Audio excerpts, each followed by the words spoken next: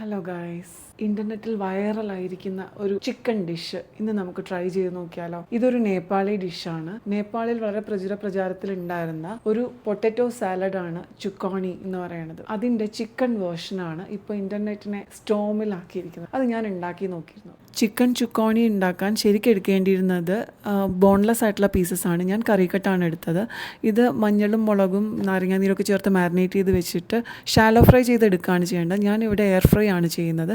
അത്രയും കൂടെ oil usage കുറവായിരിക്കുമല്ലോ വെച്ചിട്ടാണ് എയർ ഫ്രൈ ചെയ്യുന്നത്.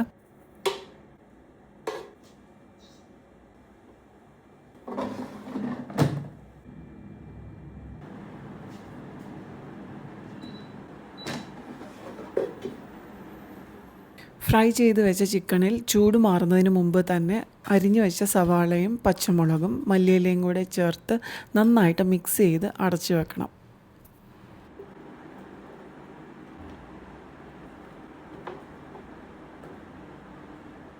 ഇതിന് ശേഷം കുറച്ച് ഗ്രീക്ക് യോഗേർട്ട് അല്ലെങ്കിൽ യോഗേർട്ട് കുറച്ച് അധികം എടുക്കുന്നത് നല്ലതാണ്. വീട്ടിൽ കുറച്ച് ഉണ്ടായിരുന്നതുകൊണ്ട് ഞാൻ കുറച്ചേ എടുത്തുള്ളൂ. അതിലേക്ക് ഉപ്പും ജിഞ്ചർ ഗാർലിക് പേസ്റ്റും കൂടെ ചേർത്ത് ഒന്ന് മാഷ് ചെയ്തെടുത്ത് വെക്കണം.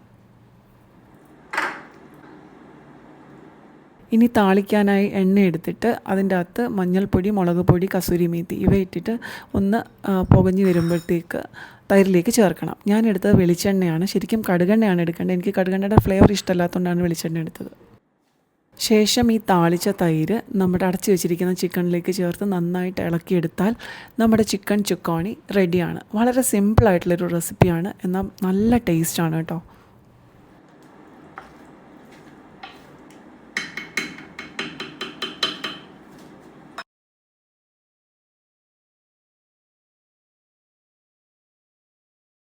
അപ്പോൾ ഈ വീഡിയോ ഇത്രയേ ഉള്ളൂ. ഇതിൽ എനിക്ക് സംഭവിച്ചൊരു മിസ്റ്റേക്ക് എന്ന് പറയുന്നത്, ഒന്ന്, ഞാൻ ബോൺലെസ് ചിക്കൻ പീസ് അല്ല എടുത്തത്. ഇതിൽ ബോൺലെസ് ചിക്കൻ പീസ് തന്നെ എടുക്കണം. അതുപോലെ തൈര് കുറച്ച് കൂടുതൽ എടുക്കണം. അങ്ങനെയാണെന്നുണ്ടെങ്കിൽ കുറച്ചുകൂടെ സ്വാദായിരിക്കും. അപ്പോൾ നിങ്ങളിത് ട്രൈ ചെയ്ത് നോക്കുക. ഇനി ഇതുപോലെ ഞാൻ എന്തെങ്കിലുമൊക്കെ പരീക്ഷിച്ച് വിജയിക്കുകയാണെന്നുണ്ടെങ്കിൽ ഞാൻ നിങ്ങളായിട്ട് ഷെയർ ചെയ്യാം. അപ്പോൾ അടുത്ത വീഡിയോയിൽ കാണുന്നത് വരെ tata, bye bye, see U.